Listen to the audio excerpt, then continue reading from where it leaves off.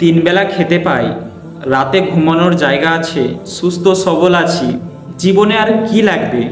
অনেকের তো সেটাও নেই। যদি মনে হয় যে আল্লাহ তাআলা আপনাকে কিছুই দান করেন নাই, কিছুই দেয় নাই, তাহলে আপনি রাতের অন্ধকারে মানে রাত্রির বেলায় যে আপনি স্টেশনের পাশে যে সমস্ত অসহায় মানুষগুলো শুয়ে আছে তাদেরকে দেখেন। ক্ষুধার্ত মানুষ স্টেশনের পাশে রাতে ঘুমাচ্ছে। যদি মনে করেন আল্লাহ আপনাকে সুস্থ রাখে না, আপনাকে ভালো রাখে নাই, তাহলে কোনো হসপিটালের পাশে গিয়ে আপনি দেখেন সারা রাত হসপিটালের পাশে মানে পড়ে আছে, শুয়ে আছে। আল্লাহ আপনাকে কতটা মানে ভালোভাবে রেখেছেন। তিন বেলা ভালো করে খেতে পারছেন, সুস্থ শরীর আছে, ঘুমানোর জায়গা আছে ভালো, তাও যদি মানে আপনারা বলেন যে আল্লাহ আমাকে কিছুই দেয়নি, তাহলে এটা আপনাদের একদমই মূর্খতা।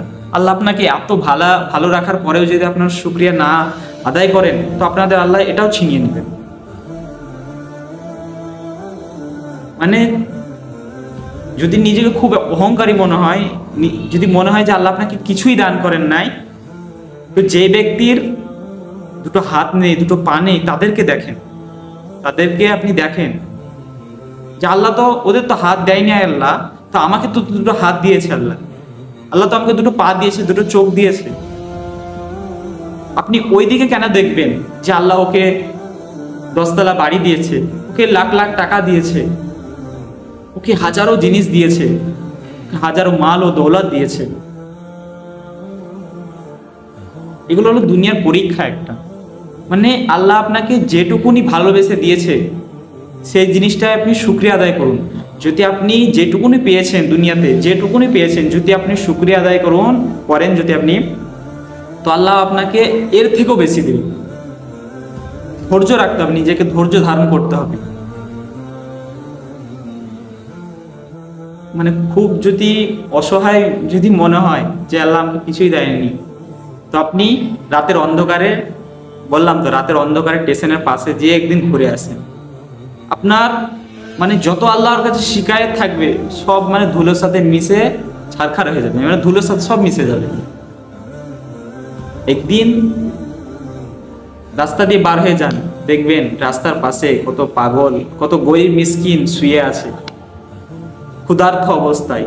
হসপিটালের পাশে চলে যান, কত মানুষ সামান্য নিজের শরীরটা ঠিক করার জন্য রাস্তার পাশে, হসপিটালের পাশে পড়ে আছে।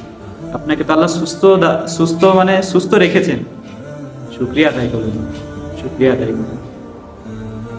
যদি আপনি শুকরিয়া আদায় না করেন, তো আল্লাহ আপনার মানে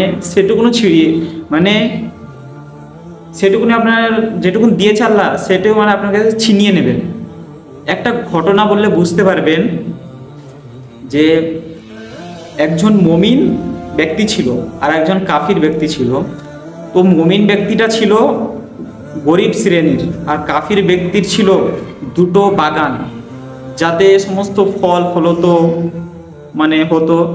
সেই কারণে সে কাফির ব্যক্তি ছিল মানে ধনী বড় লোক। সে কাফির ব্যক্তিটা একদিন গরিব ব্যক্তিকে ডেকে নিয়ে এসে বলল যে দেখ আমার কত কি, আমার বাগানে কত ফল ফলতো, আমার কত চাকর বাকর, আমি কত ধনী, আমার কত বালাখানা, কতই কিনা, আর তোর কি আছে, তুই তো গরিব। তখন সেই মুমিন ব্যক্তিটা বলল যে দেখ তোকে এই সমস্ত যত জিনিস আছে, সমস্ত জিনিস আল্লাহ রব্বুল আলামিন তোকে দান করেছেন, তুই আল্লাহ তাআলার শুকরিয়া আদায় কর।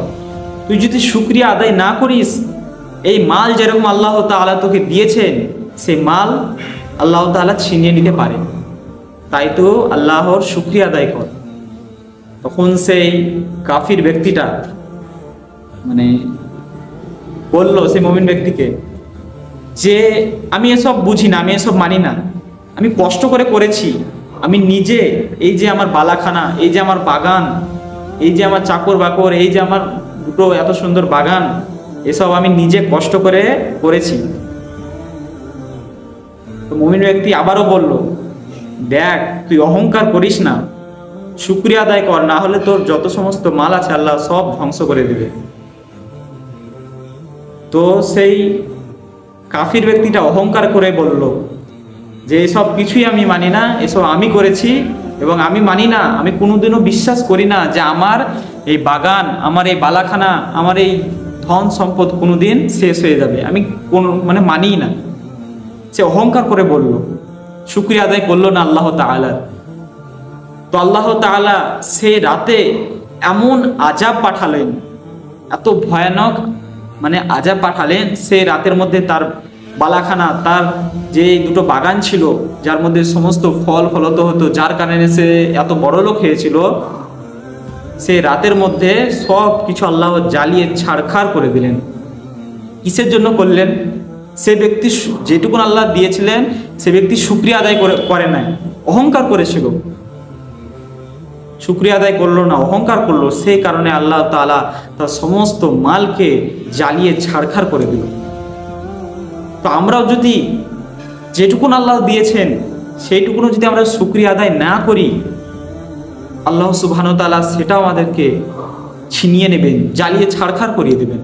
তো আল্লাহ তাআলা যদি আপনাকে একতলা দেয়, যদি আপনাকে শরীর সুস্থ দেয়, যদি আপনার একটা বাইকও থাকে, সাইকেলও থাকে, সেইটুকুন নিয়ে আপনি শুকরিয়া আদায় করুন, আল্লাহ তাআলা এর মধ্যে বরকত দিবেন, মালের ইজাফা যদি আপনি শুকরিয়া আদায় করুন আল্লাহ বাড়িয়ে দেবে।